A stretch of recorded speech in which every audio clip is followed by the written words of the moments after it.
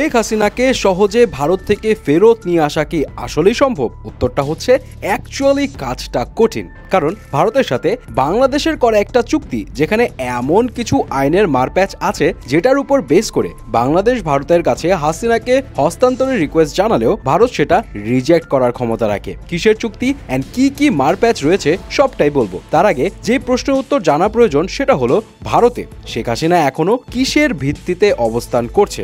শেখ হাসিনা ঠিক কোন ইমিগ্রেশন স্ট্যাটাসে ভারতে রয়েছেন সে ব্যাপারে এখন পর্যন্ত ভারত সরকার সম্পূর্ণ নীরব রয়েছে। মানে শেখ হাসিনা কেন বিশেষ ভিসায় ভারতে অবস্থান করছেন, নাকি তাকে রাজনৈতিক আশ্রয় দেওয়া হয়েছে, এ বিষয়ে ভারত একদমই চুপ। আর এই কারণেই এই প্রশ্ন উঠেছে যে ভারত এই মুহূর্তে শেখ হাসিনার অবস্থানের ইমিগ্রেশনগত বৈধতা কি ঠিক, আর সেই স্ট্যাটাস কতদিন পর্যন্ত বৈধ থাকতে পারে। তবে দিল্লির কিছু অফিসার্সদের কথা হচ্ছে, বাংলাদেশের প্রধানমন্ত্রী হিসেবে শেখ হাসিনার যে ডিপ্লোম্যাটিক বা অফিসিয়াল পাসপোর্ট ছিল তা এখনো বৈধ। সেই পাসপোর্টের সুবাদে তিনি অত্যন্ত 1.5 মাস কোনো ভিসা ছাড়াই অনায়াসে ভারতে অবস্থান করতে পারেন। যাই হোক, এখন আসি কেন বাংলাদেশ শেখ হাসিনাকে ফেরত চাইলেও ভারত সেই রিকোয়েস্ট রিজেক্ট করে দিতে পারে। ভারত ও বাংলাদেশের মধ্যে প্রত্যর্পণযোগ্য মানে ফেরতযোগ্য অপরাধের মামলায় অভিযুক্ত বা ফেরার আসামি ও বন্দীদের একে অপরের কাছে হস্তান্তরের জন্য একটি চুক্তি আছে সেই 2013 সাল থেকেই। এবং এই চুক্তির আন্ডারে যদি শেখ হাসিনাকে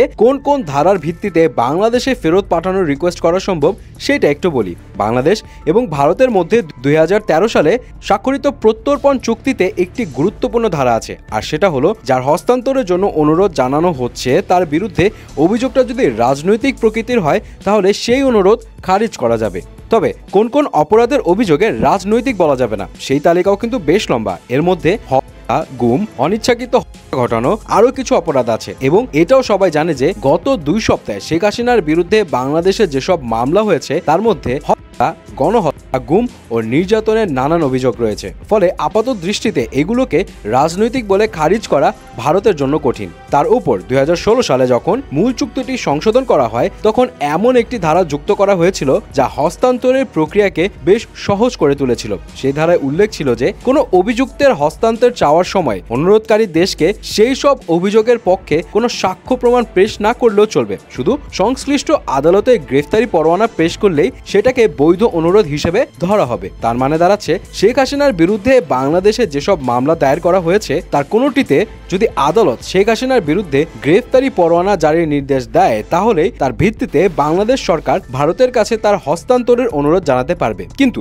এখানে আরো কিছু বিধান এবং আইনের মারপ্যাচ আছে যেটার উপর বেস করে শেখ হাসিনাকে বাংলাদেশে ফেরত আনা কঠিন হয়ে যেতে পারে। নাম্বার 1, যে দেশের কাছে অনুরোধ করা হচ্ছে অর্থাৎ ইন্ডিয়ার কাছে যে অনুরোধটা করা হবে সেই ইন্ডিয়া যদি শেখ হাসিনার বিরুদ্ধে কোনো মামলা দিয়ে দেয় তাহলে সেইটা দেখে বাংলাদেশে পাঠানোর রিকোয়েস্ট রিজেক্ট করে দিতে পারবে। দ্বিতীয় ধারাটি হলো, যদি অনুরোধ প্রাপক দেশের মনে হয় অর্থাৎ যদি ইন্ডিয়ার মনে হয় শেখ হাসিনার বিরুদ্ধে আনা অভিযোগগুলো শুধুমাত্র ন্যায় বিচারের স্বার্থে আনা হয়নি, অর্থাৎ শেখ হাসিনা বাংলাদেশে ন্যায় বিচার পাবে না, এইটা যদি ভারত মনে করে তাহলেও তাদের সেটি নাকচ করার ক্ষমতা থাকবে। এবং যদি বাংলাদেশ এখন সত্যিকার অর্থে ভারতের কাছে শেখ হাসিনাকে ফেরত চাওয়ার রিকোয়েস্ট করে তাহলে এই সেকেন্ড ধারাটা দেখানোর সম্ভাবনা বেশি। কারণ রিসেন্টলি আদালতে তোলার সময় সাবেক শিক্ষামন্ত্রী দীপু মনিকে যেভাবে কিল দেওয়া হলো, কিংবা তার আগে সাবেক শিল্প উপদেষ্টা সালমান এফ রহমান বা সাবেক আইনমন্ত্রী আনিসুল হককে আদালতে নেওয়ার সময় যে পচা ডিম মারা হলো, এই পয়েন্টগুলো দেখিয়ে ভারত প্রশ্ন করতেই পারে বিচারের জন্য শেখ হাসিনাকে বাংলাদেশের হাতে তুলে দেওয়া হলে